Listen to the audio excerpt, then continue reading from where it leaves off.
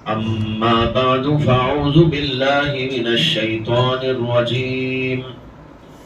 بسم الله الرحمن الرحيم.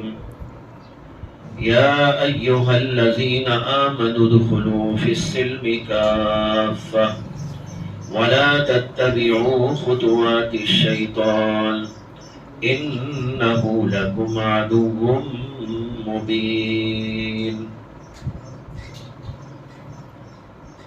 محترم خواتین حضرات،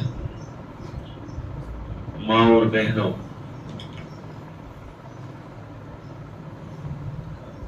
اس وقت آپ حضرات دین کی بات سننے اور سمجھنے کے لیے جمع ہوئی ہیں۔ دین کو سننا اور اس کو سمجھنا ہر مسلمان کی ذمہ داری ہے، مرد ہو تو اس کی بھی اور عورت ہے تو اس کی بھی۔ نبی اکرم صلی اللہ علیہ وسلم کا ارشاد ہے، طلب العلم فریضۃ علی کل مسلم۔ دین کا علم طلب کرنا، حاصل کرنا ہر مسلمان کی ذمہ داری ہے۔ لہذا آپ حضرات جو یہاں پر جمع ہوئی ہیں، دین ہی کی بات سمجھنے کے لیے اور سننے کے لیے جمع ہوئی ہے، اس کے علاوہ کوئی اور مقصود ہے نہیں اور نہ ہونا چاہیے۔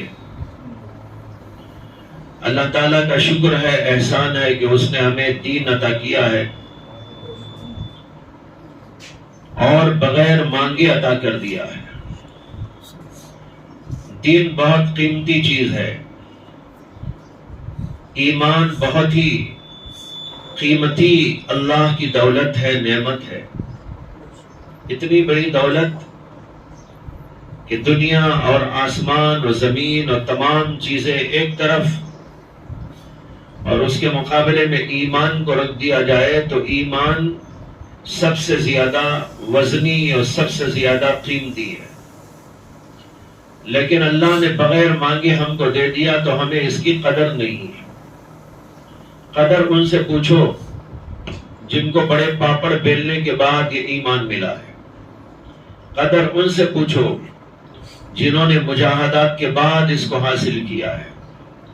آج بھی بہت ساری لڑکیاں، بہت سارے لوگ جب دین اسلام قبول کرتے ہیں، غیروں میں سے ان کو بہت پریشانی پیش آتی ہے، ان کے لیے بڑے مسائل کھڑے ہو جاتے ہیں، بڑے حالات پیش آتے ہیں، ان کو مارا جاتا ہے، ان کا بیکاٹ کیا جاتا ہے اور ان کو ماں باپ کی دولت سے محروم کر دیا جاتا ہے، وہ در در کے بھکاری بن جاتے ہیں، لیکن دین پر، ایمان پر مضبوطی سے قائم ہو جاتے ہیں، ایک نماز نہیں چھوڑتے، ایک اللہ کے حکم کو نہیں ٹالتے۔ لیکن ہم لوگوں کا حال یہ ہے کہ اللہ نے بغیر کسی محنت، بغیر کسی مجاہدے، بغیر کسی عوض یہ دولت ایمان عطا کر دی، تو بے شمار عورتیں آپ کو ایسی ملیں گی جو نماز نہیں پڑھتی، اللہ کو یاد تک نہیں کرتی، دنیا داری میں لگی رہتی ہیں، کھانے میں، پینے میں، پکوان میں، جمانے میں، خرچ کرنے میں اور فیشن کرنے میں، اپنے آپ کو بنانے میں، سنوارنے میں، کپڑوں کے جمع کرنے میں، زیورات کے جمع کرنے میں اپنا سارا وقت اس کے پیچھے لگا دیتی ہے، لیکن انہیں ایک نماز کی توفیق نہیں ہوتی، اسی کہ ان کے نزدیک اس کی اہمیت نہیں۔ جنہوں نے ایمان کو مجاہدات کے بعد پایا ہے ان کو معلوم ہے کہ ایک ایک نماز کی قدر و قیمت کیا ہے، ایک ایک اللہ کا نام لینے کی قدر و قیمت کیا ہے۔ میں یہ واقعہ بہت جگہ سنایا کرتا ہوں، ذہن میں اس وقت آ گیا،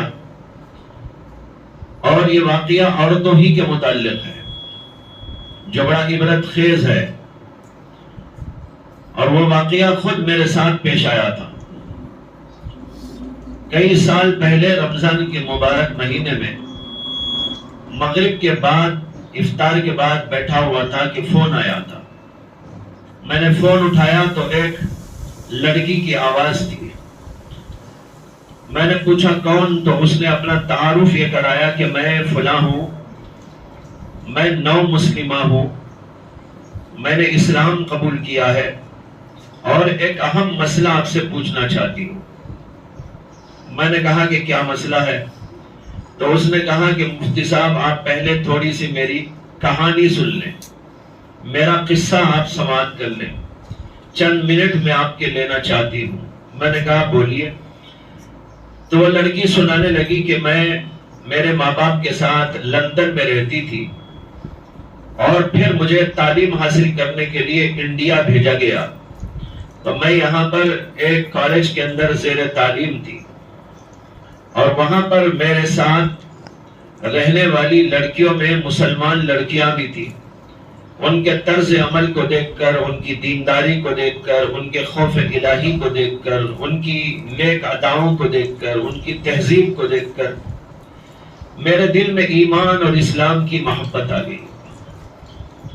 تو میں نے اسلام قبول کر لیا، لیکن میں نے کسی کو نہیں بتایا، بس ان چند لڑکیوں کو معلوم تھا اور مجھے معلوم، میرے اللہ کو معلوم۔ لیکن پھر بھی میرے طرز عمل سے کالج کے ذمہ داروں کو خبر ہو گئی کہ میں مسلمان ہو گئی ہوں یا اسلام سے متاثر ہو گئی ہوں، تو انہوں نے میرے والدین کو انفارم کر دیا۔ میرے والدین لندن میں رہتے تھے۔ جب میرے والد کو اس بات کی اطلاع ہوئی تو باپ نے فوراً میری ماں کو بھیجا کہ جاؤ اور کالج سے نکال کر اس کو لے جاؤ۔ اس نے بتایا کہ وہ جے پور کی رہنے والی تھی، اصل میں جے پور میں ان کا گھر تھا۔ والدہ آئی اور وہاں کالج سے نکال کر اپنے گھر جے پور لے کے گئی۔ اس نے کہا کہ میں اب جے پور میں ہوں اور یہیں سے بول رہی ہوں، میرا مسئلہ یہ ہے کہ میری ماں مجھے اسلام پر رہنے نہیں دیتی، میرے اوپر بہت ظلم کرتی ہے، بہت پریشان کرتی ہے، ہر چیز کے اندر رکاوٹ بنتی ہے، کھانے اور پینے میں ایسی چیزیں پکوا کے دیتی ہے جو شریعت میں ناجائز ہیں، حرام ہیں، مجھے ظلم کرتی ہے کہ میں اسی کو کھایا کروں۔ اس کے ساتھ میرا ایک مسئلہ یہ ہے کہ میری ماں مجھے کہیں نماز پڑھنے نہیں دیتی۔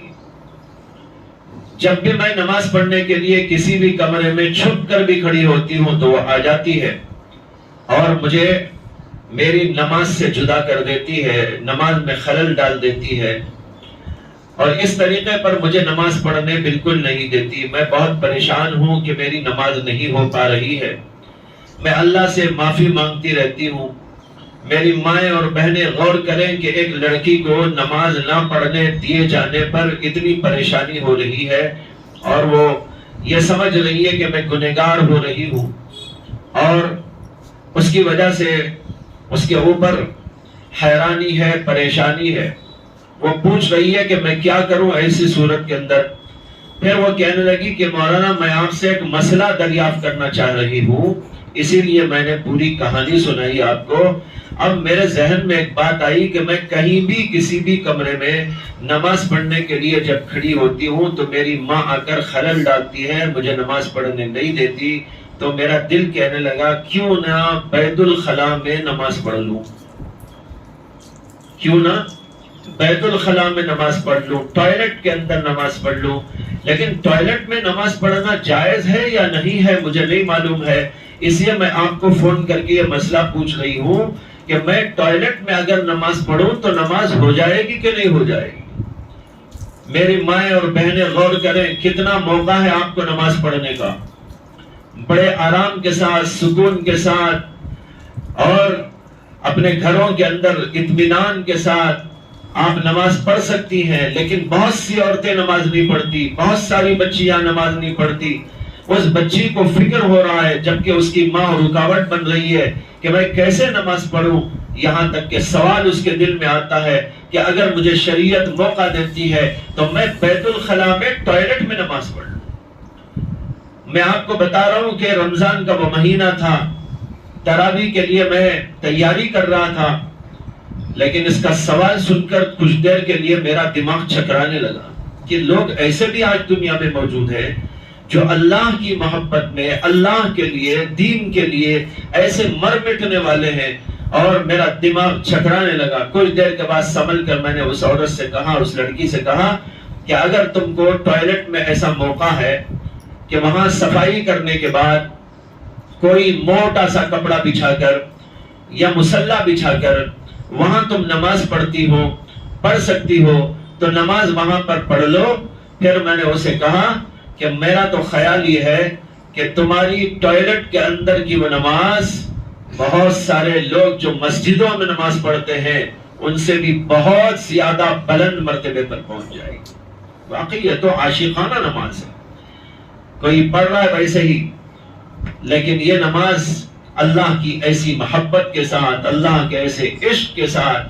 میں یہ بتا رہا ہوں کہ جس کو ایمان بڑی مشکلوں سے ملتا ہے, دیکھو کتنی تکلیفیں برداشت کر رہی ہے, لیکن اس کے بعد اس کے ایمان کی حالت دیکھو, اس کے اعمال کے سلسلے میں اس کا انداز دیکھو, اللہ سے اس کی محبت دیکھو. ایسی اللہ سے محبت ہونی چاہیے, اپنے دین سے محبت ہونی چاہیے, اور اللہ تعالیٰ کے دین کو اپنے دلوں میں ایسا اتار لینا, بسا لینا, رچا لینا چاہیے. یہ ہمارے لیے ایک بہت ہی نمونہ ہے, بہترین نمونہ ہے. میں عرض یہ کر رہا تھا, اللہ نے ہمیں بغیر مانگے دیا ہے ایمان, بغیر محنت کے دیا ہے ایمان, بغیر کچھ مصائب و تکالیف برداشت کیے ہوئے دے دیا. اس لیے ہم لوگوں کو قدر نہیں ہے. یہ ایمان عظیم الشان دولت ہے. جب یہ اللہ نے اتنی بڑی دولت ہم کو دی ہے تو اس ایمان کی قدر کرتے ہوئے اس کے حقوق کو ادا کرنے اور اس کو باقی رکھنے کی کوشش کرنا چاہیے. ایمان جتنا قیمتی ہے اتنا ہی نازک بھی ہے. جو چیز جتنی نازک ہوتی ہے اتنی ہی زیادہ قیمتی ہوتی ہے. یہ ایمان بہت نازک اور بہت قیمتی ہے, اس لیے اس کو سنبھال کے رکھنا پڑتا ہے. زبان سے کوئی لفظ ایسا نکل گیا جو دین کے خلاف ایمان چلا گیا, اگر ہم نے کوئی عمل ایسا کر لیا جو دین کے خلاف, تو ہمارے ایمان میں کمزوری پیدا ہوگی. بہت ساری عورتیں اپنے عمل کے ذریعے, اپنی زبان کے ذریعے ایسے کام کرتی ہیں, ایسی باتیں کہتی ہیں جس سے کہ ایمان خطرے میں پڑ جاتا ہے. مثال کے طور پر اگر کسی کے ہاں کوئی حادثہ پیش آ گیا, کسی کے شوہر کا انتقال ہو گیا, کسی کے بچے کا انتقال ہو گیا, بعض وقت عورتیں بے صبری کا مظاہرہ کرتے ہوئے یہ کہہ دیا کرتی ہیں کہ اللہ کو میرا بچہ ہی ملا مارنے کے لیے, کیا اللہ کو میرا شوہر ہی ملا موت دینے کے لیے. یہ جملہ کہتے ہی ایمان چلا جاتا ہے, اس لیے کہ اس میں اللہ پر اعتراض ہے. یہاں صبر کرنا چاہیے, یہاں پر تکلیف کو برداشت کرنا چاہیے. اللہ کی دی ہوئی نعمت اگر اللہ لے لے تو اس کے اوپر ہمیں صبر سے کام لینا چاہیے, لیکن زبان سے ایسے الفاظ بول دیا کرتے ہیں. بعض وقت شریعت کو کچھ برا بھلا کہہ دیتی ہے, شریعت کے بارے میں کچھ الٹا سیدھا ہانک دیتی ہے. یہ وہ باتیں ہیں جس سے کہ ایمان خطرے میں پڑ جاتا ہے. ایمان کی حفاظت کرنا چاہیے, اپنی زبان کو ٹھیک استعمال کریں. کوئی بات دین کے, ایمان کے خلاف زبان پر نہ آنے پائے, اس کی بڑی کوشش ہونی چاہیے. عورتوں کے اندر ایسا مزاج ہے کہ زبان کو استعمال کرتے ہوئے یہ خیال ہی نہیں رہتا کہ ہم اپنی زبان سے کیا بول رہی ہیں. اسی طرح عمل سے ایمان بنتا ہے. عمل کو چھوڑ دیتے ہیں تو ایمان میں کمزوری آ جاتی ہے. نماز پڑھنے سے ایمان بڑھتا ہے, نماز چھوڑنے سے ایمان گھٹتا ہے. زکوٰۃ دینے سے ایمان بڑھتا ہے, زکوٰۃ نہ دینے سے ایمان گھٹ جاتا ہے. اسی طرح نیکیاں جتنی آپ کریں اس قدر ایمان میں ترقی ہوتی جاتی ہے. اللہ کا ذکر کرنے سے, تسبیحات پڑھنے سے, نمازوں کا اہتمام کرنے سے, نوافل کی پابندی کرنے سے, اور اسی طرح اپنے اعمال میں ہر جگہ سنت کا اہتمام کرنے سے ایمان کے اندر ترقی ہوتی ہے, بڑھوتری ہوتی ہے. اور اگر ایمان میں اگر ان چیزوں کی رعایت نہ کی تو پھر ایمان میں بڑی کمزوری آ جاتی ہے. ایک تو وہ آدمی ہوتا ہے جو پابندی سے نماز پڑھنے والا, ایک وہ ہے جو نماز نہیں پڑھتا. دونوں کے ایمان میں زبردست فرق ہوتا ہے. ایک کا ایمان لنگڑا لولا اور ایک کا ایمان بڑا بھاری زبردست اعلیٰ قسم کا. جو ذکر و تلاوت کرنے کا عادی ہوتا ہے اس کا ایمان بڑا مضبوط ہوتا ہے. اور جس کا ایمان جو آدمی کے ان چیزوں کی پابندی نہیں کرتا اس کے ایمان کے اندر کمزوری آ جاتی ہے. وہ ڈاواں ڈول رہتا ہے, کبھی ادھر تو کبھی ادھر پڑ جاتا ہے. اس لیے اپنے ایمان کو اگر مضبوط کرنا ہے, اس کو باقی رکھنا ہے, تو اس کی فکر ہونی چاہیے کہ تمام اعمال کی ہم پابندی کریں. نماز کی پابندی بہت اہم ہے. زکوٰۃ ادا کرنا ہے. اگر اللہ نے آپ کو مال دیا ہے, دولت دی ہے, زکوٰۃ ادا کریں. عورتیں نماز کے اندر بھی بڑی غافل ہوتی ہیں.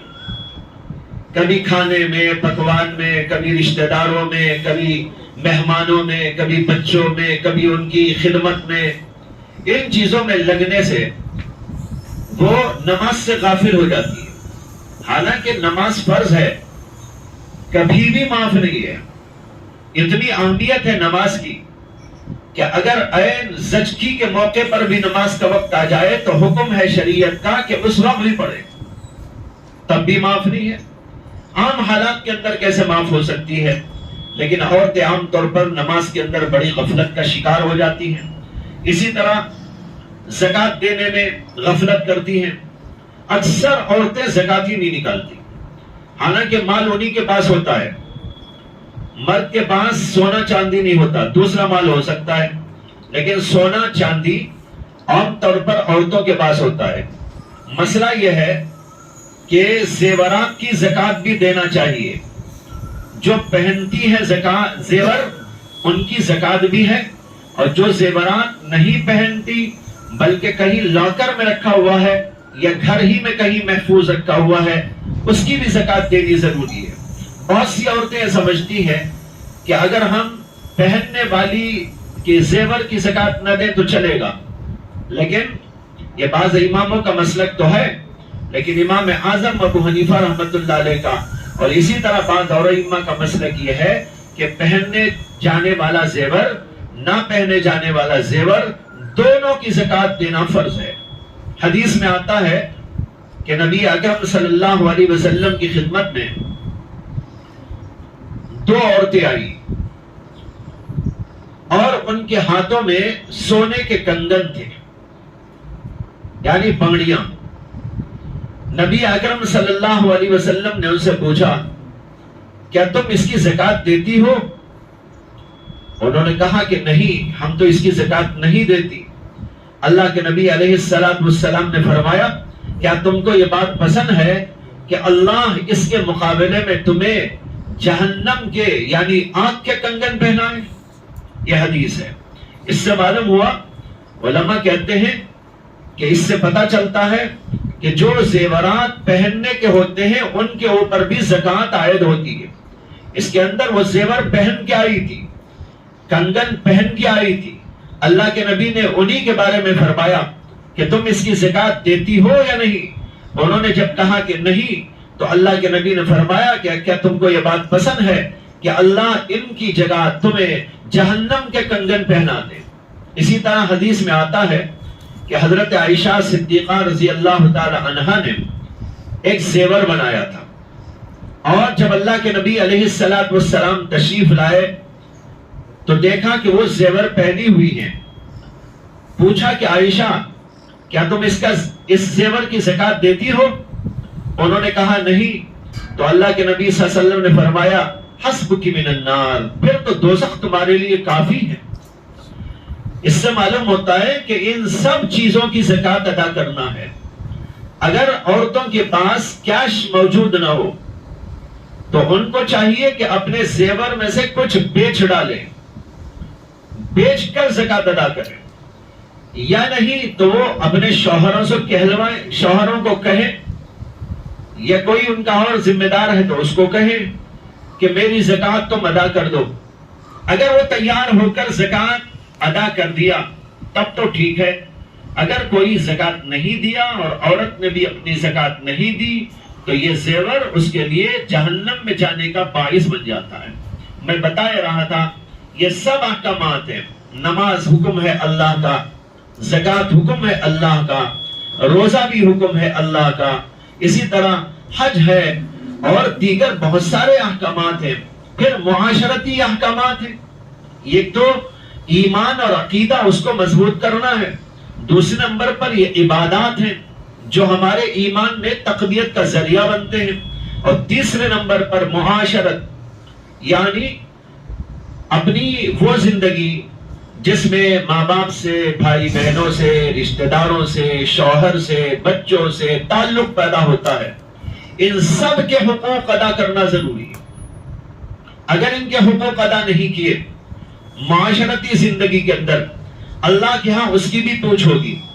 شوہر کا حق ادا کیا کہ نہیں ادا کیا، اسی طرح بچوں کا حق ادا کیا یا نہیں ادا کیا، اور گھر کے دیگر لوگوں رشتہ داروں کا حق ادا کیا کہ نہیں ادا کیا. سب کے حقوق ہیں، ان ساروں کو ادا کرنا ضروری ہے. ان میں بچوں کا حق سب سے زیادہ اہم، شوہر کا حق بہت زیادہ اہم. بچوں کی ذمہ داری ماں باپ پر ہوتی ہے اور اس میں عورت پر زیادہ ہوتی ہے، اس لیے کہ عورت کے پاس بچے زیادہ وقت گزارتے ہیں. وہ ان کی ایسی تربیت کرے کہ بچوں کے اندر صلاحیت پیدا ہو جائے، ان کا ایمان مضبوط ہو جائے، ان کے اخلاق درست ہو جائیں، وہ اللہ کے احکام پر چلنے والے بن جائے. بچی ہے یا بچہ ہے، اس کی تربیت عورتیں ایسی کریں وہ اللہ کی فرما بردار بندیاں بنے، اللہ کی فرما بردار بندے بنے. یہ تربیت کرنا ایک حق ہے والدین کا اپنے بچوں کے بارے میں. آج بیشتر جگہ پر تربیت کا ماحول نہیں ہے. گھروں میں تربیت کا ماحول اٹھ گیا ہے. عورتیں تربیت نہیں کرتی اپنے بچوں کی. وجہ یہ ہے کہ خود تربیت یافتہ نہیں ہوتی. جب خود ان کا ایمان مضبوط نہیں، ان کے اندر عمل کی رمق باقی نہیں، نماز نہیں، روزہ نہیں، ذکر نہیں، تسبیحات نہیں، عبادات نہیں، تو پھر وہ اپنے بچوں کی تربیت کیسے کرے؟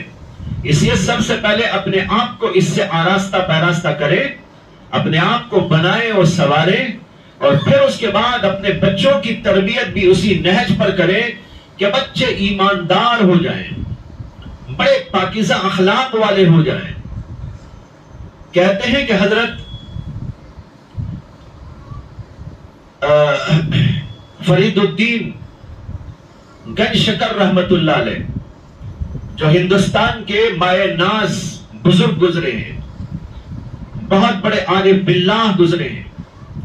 جب وہ بچے تھے تو ان کی ماں ان کی کیسی تربیت کرتی تھی. روایات میں موجود ہے کہ ماں نے بچے کو سمجھایا کہ بیٹا دیکھو، جو کچھ بھی ہمیں ملتا ہے وہ اللہ کی طرف سے ملتا ہے. یہ ایمان کو بنایا جا رہا ہے، بچے کے ایمان کو. ایک ماں اپنے بچے کے ایمان کو بنا رہی ہے اور اس کو یوں سمجھاتی ہے کہ بیٹا جو ملتا ہے اللہ کی طرف سے ملتا ہے. کھانا اللہ کی طرف سے ملتا ہے، پانی اللہ کی طرف سے ملتا ہے، کپڑے اللہ دیتے ہیں، فلاں چیز وہ اللہ عطا کرتے ہیں. حضرت فرید الدین گنج شکر کو بچپن میں شکر کی بہت خواہش ہوتی تھی. بچے ویسے بھی سبھی میٹھی چیز کھانے کے شائق ہوتے ہیں، شوقین ہوتے ہیں، ان کو بھی بڑا شوق تھا. ماں نے کہا کہ تم کو شکر چاہیے، اللہ سے مانگو، مجھ سے کیوں مانگتے ہو؟ بچہ آتا ماں سے کہتا کہ امی جی مجھے شکر دے دیجئے. ماں کہتی کہ اللہ سے مانگو، اللہ دینے والا. اللہ سے کیسے مانگے؟ تم نماز پڑھو، نماز پڑھنے کے بعد اللہ سے دعا مانگو.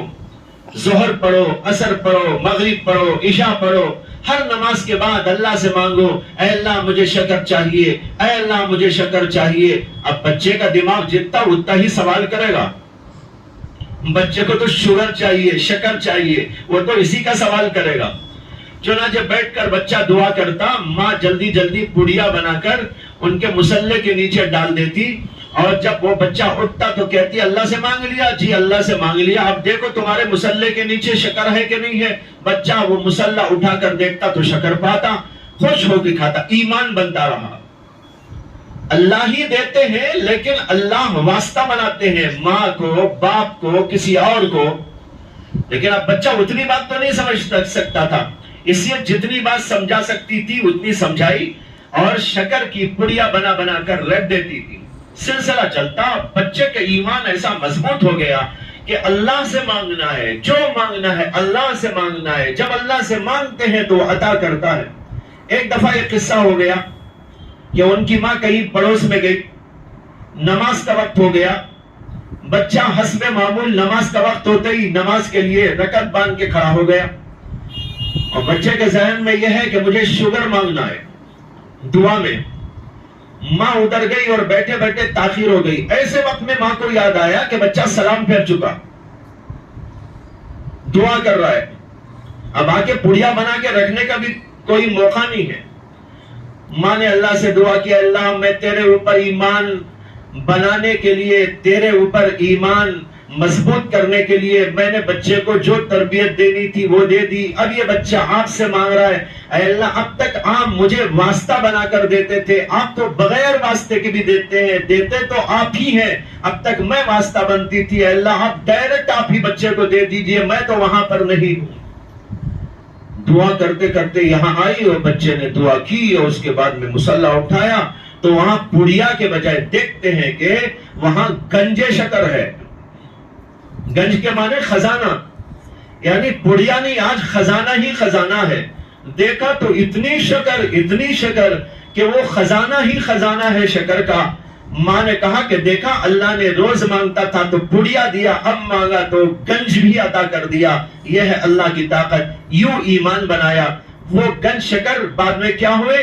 بابا فرید الدین گنج شکر نام ان کا پڑ گیا، آج تک اسی نام سے وہ دنیا میں پہچانے جاتے ہیں، جانے جاتے ہیں، ان کا نام لیا جاتا ہے۔ یہ ہے ماں کی تربیت کا انداز، یہ ہوتا ہے ماں کی تربیت کی ذمہ داری۔ جب ماں اپنی ذمہ داری کو پوری کرتی ہے اور اس کا ایک نہج اختیار کرتی ہے تو اللہ دیکھو کیسے ثمرات و برکات پیدا کر دیتے ہیں۔ ایک جگہ پر ایک بچہ جو ہے ایک گھر میں تربیت پا رہا تھا، اور اس گھر میں ایک بار ایک مہمان آئے تو مہمانوں کے لیے دسترخوان بچھانے کے لیے بچے کو بھیجا گیا۔ بچہ لایا، دسترخوان رکھا اور پھر گیا کچلانے کے لیے، پھر کچلایا، پھر رکھا، جاتا آتا رہا۔ جو مہمان بزرگ آئے ہوئے تھے انہوں نے اس کی تہذیب، اس کا انداز بڑا پیارا جو دیکھا، بڑے متاثر ہوئے کہ چھوٹا سا بچہ لیکن کتنے اچھے اخلاق ہیں، کتنے عمدہ انداز ہے، کتنا عمدہ انداز ہے۔ اس کے بعد اس کو بلایا اور کہا کہ بیٹا تمہارا نام کیا؟ نام بتایا۔ پھر کہا کہ تمہارے کتنے بھائی؟ میرا ایک بھائی۔ کہا تم بڑے ہو کہ وہ بڑے ہیں؟ بچہ کہنے لگا نہیں کوئی بڑا نہیں، بڑا تو اللہ ہوتا ہے۔ اس نے کہا بڑا تو کوئی نہیں، بڑا تو اللہ ہوتا ہے۔ یہ کون سکھایا؟ میری ماں نے مجھ کو تعلیم دی۔ یہ دیکھ رہے کیا انداز ہوتا ہے، ماں کی تربیت کا اثر۔ ایک جگہ پر جو ہے ایک مہمان گئے ایک گھر میں، تو وہاں جانے کے بعد جو ہے کھانے کا وقت آیا تو اس گھر میں جو بچیاں تھی انہوں نے ماں سے کہا کہ امی جان ابھی تو جنت میں گھر بنا ہی نہیں، کھانا کھانا ہے۔ امی جان ابھی تو جنت میں گھر بنایا ہی نہیں، کھانا کھانا ہے۔ وہ مہمان دیکھتے رہے، سنتے رہے کیا بول رہی ہے بچی۔ پھر انہوں نے وہ گھر کی عورت سے پوچھا کیا بول رہی ہے بچی؟ کہا کہ یہاں کا معمول تھا، بچوں کو ہم کہتے تھے کھانا اس وقت میں ملے گا جب کہ تم 10 مرتبہ بسم اللہ کے ساتھ قل هو اللہ احد پڑھ لو۔ جب قل هو اللہ احد 10 دفعہ پڑھتے ہیں تو جنت میں ایک محل تیار ہو جاتا ہے، جیسے کہ حدیث میں آیا۔ بچوں کو ہم نے سکھا رکھا ہے کہ جب کھانے کا نمبر آئے تو پہلے یہ پڑھیں گے، پھر اس کے بعد کھانا جوڑیں گے۔ اب کھانا آپ کی خاطر جلدی سے جوڑنے کے لیے لانے لگے تو بچوں کو اشکال پیدا ہو گیا ہے، اس لیے وہ پوچھ رہے ہیں کہ بغیر جنت میں گھر بنائے کھانا؟ یہ ہے۔ انہوں نے کہا پھر تو چلو بھائی ہم بھی آپ کے ساتھ شامل ہو کے پہلے گھر بنا لیتے ہیں پھر کھانا کھائیں گے۔ میں بتایا رہا ہوں کہ گھر کا ماحول ایسا بنایا جائے، عورتیں ایسا انداز اختیار کریں اپنی بچوں کی تربیت کے لیے، اپنی بیٹیوں کی تربیت کے لیے۔ جب بچوں کی ایسی تربیت ہوتی ہے تو کیسے کیسے لوگ پیدا ہوتے ہیں۔ کل بھی میں نے ایک اجلاس کے اندر یہ واقعہ سنایا تھا، پھر دوبارہ یاد آ گیا مجھ کو، اور کسی نے مجھ سے کہا بھی کہ اس واقعے کو دہرایا جائے۔ وہ یہ ہے کہ آپ نے سنا ہے حضرت شیخ عبد القادر جیلانی نور اللہ مرقدہ کتنی بڑی عظیم الشان ہستی تھے، اللہ نے ان کو کتنا اونچا مقام عطا فرمایا تھا۔ ان کے جو والد محترم تھے اور والدہ محترمہ تھی، یہ اتنے بلند پایا لوگ تھے کہ ان بلند پایا لوگوں کے بطن سے اور ان سے پیدا ہونے والی اولاد حضرت شیخ عبد القادر جیلانی رحمت اللہ علیہ جیسی ہے۔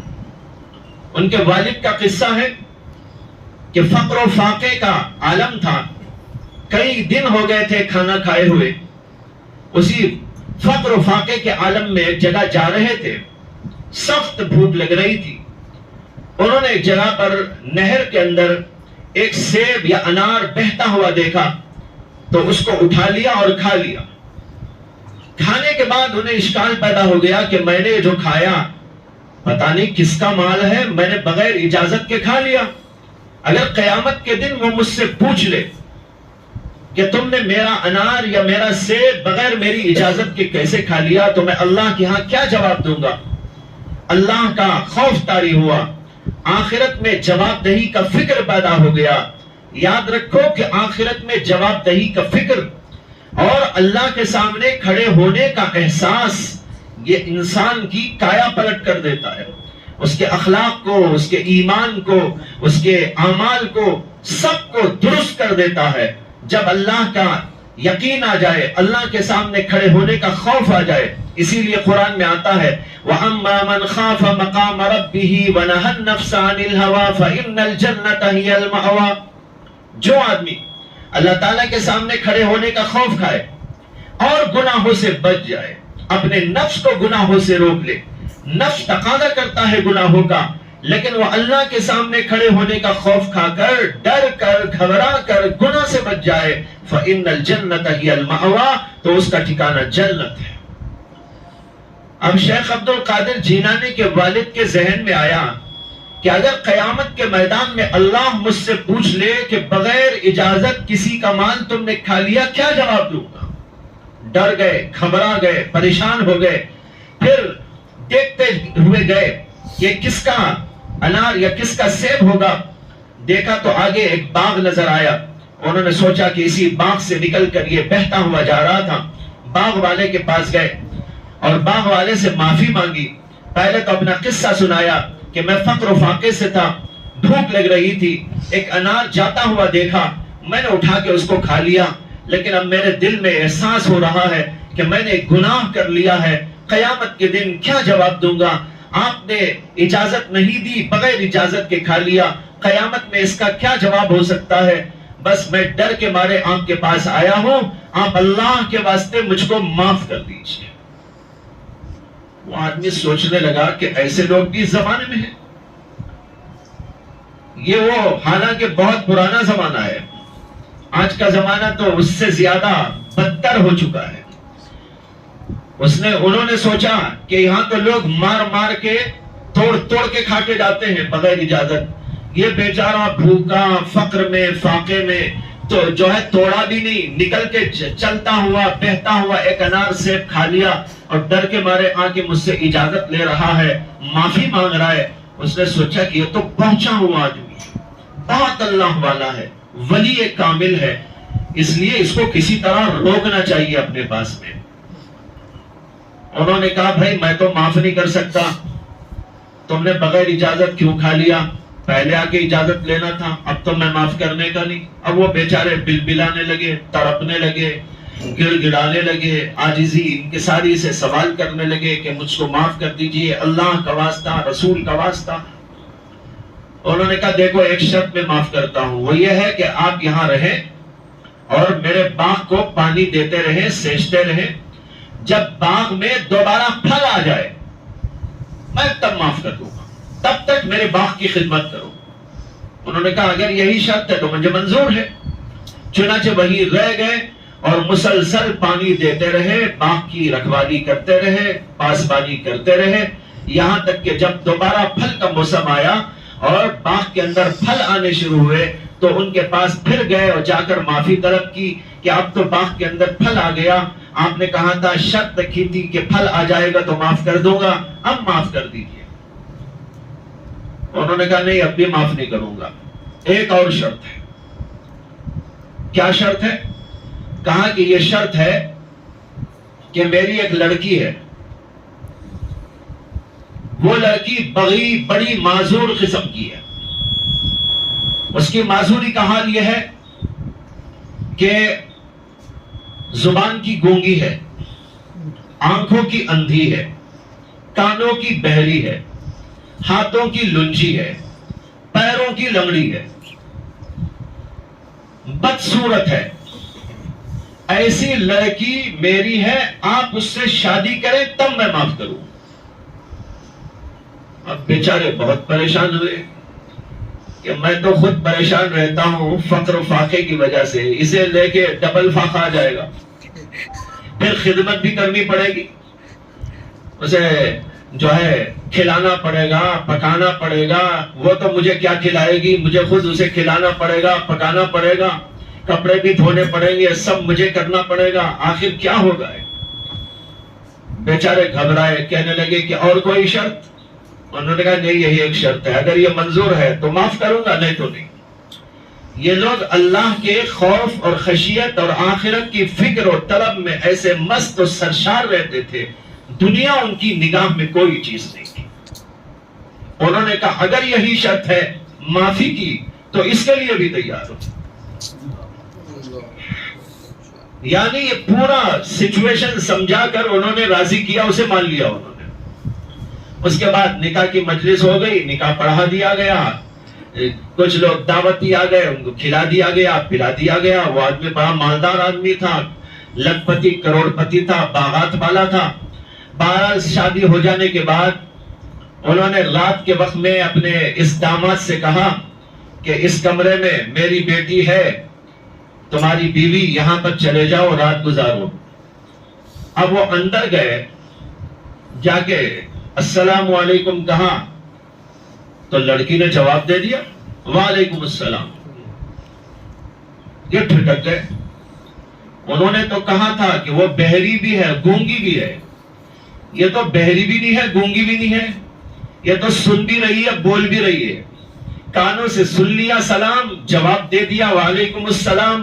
پھر تو یہ نہ بہری ہوئی نہ گونگی، اور پھر یہ کہ دیکھ بھی رہی ہے. تو فوراً باہر نکل کے آ گئے، یہ سمجھ کر کہ شاید کسی غلط کمرے میں آ گیا ہوں، اس کمرے میں نہیں آیا ہوں جس کمرے میں کہ مجھ کو جانا تھا. باہر آئے، خسر کھڑے ہوئے تھے. کیا بات ہے؟ کہا کہ ہاں تو کوئی اور لڑکی ہے، وہ لڑکی تو نہیں ہے جس سے میرا نکاح ہوا ہے، لنگڑی لولی لنجی اندھی بہری، وہ تو ہے نہیں یہاں. یہاں تو ماشاءاللہ حور بیٹھی ہوئی ہے.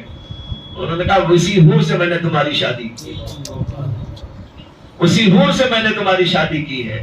وہ جیسے ظاہری حسن سے آراستہ پیراستہ ہے، میں نے میری بچی کی تربیت اس انداز پر کی کہ وہ خلاف شریعت کہیں کوئی کام نہیں کرتی.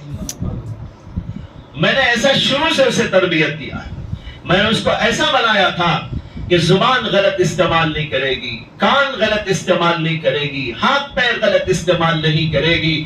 میں نے اسے ایسی اللہ والی بنا کر تیار کر کے انتظار میں تھا کہ کون آئے گا اس کا شوہر بننے کے لیے. دیکھتا تھا لیکن کوئی سمجھ میں نہیں آتا تھا. جو آدمی آتا تو وہ ایسا کہ مجھے پسند نہ آتا تھا، دیندار نہ ہوتا تھا. میں تلاش و جستجو میں تھا کہ میری ولیہ بیٹی کے لیے کوئی ولی مل جائے. جب تم آئے میرے پاس معافی مانگنے تو میں نے سمجھا کہ تمہارے اندر ولایت کا کچھ درجہ ہے. اب تمہیں دیکھنا ہے. دیکھنے کے لیے میں نے تمہیں کئی مہینے یہاں پر ربائے اور تمہارے عادات کو، اخلاق کو، انداز کو، سب کو دیکھتا رہا. سمجھ میں آیا کہ تم واقعی بہت پہنچے ہوئے ہو. اب میرا دل چاہا کہ میری لڑکی سے شادی کروں. میں نے اس بہانے سے تم کو یہاں پر لایا ہے. اب جاؤ آرام سے زندگی کرو. یہ ماں باپ ہیں جن کے ملاپ کے بعد پیدا ہوا تو وہ بچہ پیدا ہوا جس کو جانتے ہیں لوگ شیخ عبد القادر جیلانی کے نام سے۔ میری ماں اور بہنوں، اپنے بچوں کی اسی تربیت کرو، اپنے آپ کو ایسا بناؤ، اللہ والا بناؤ، نیک بناؤ، ایک بناؤ، اپنے معاشرے کو اچھا بناؤ۔ تمہاری ذمہ داری بھی ہے، تمہارا کردار بھی ہے کہ اللہ نے تمہیں وہ صلاحیت دی ہے کہ تم اپنے بچوں کی تربیت کر سکتی ہو، اپنے خاندان کی تربیت کر سکتی ہو، اپنے شوہروں کو بھی راہ راست پہ لا سکتی ہو۔ اللہ نے تم کو اس قابل بنایا ہے، اس لیے اپنی ان صلاحیتوں کو نیکیوں میں خرچ کرنے اور لوگوں کو نیک راستے پر لانے کے لیے خرچ کرنے کی کوشش کرو۔ یہ تمہاری ذمہ داری ہے۔ اللہ سے دعا ہے کہ اللہ تعالیٰ جو کچھ کے سنا گیا اس پر ہم سب کو عمل کی توفیق عطا فرمائے۔ وآخر دعوانا ان الحمد للہ رب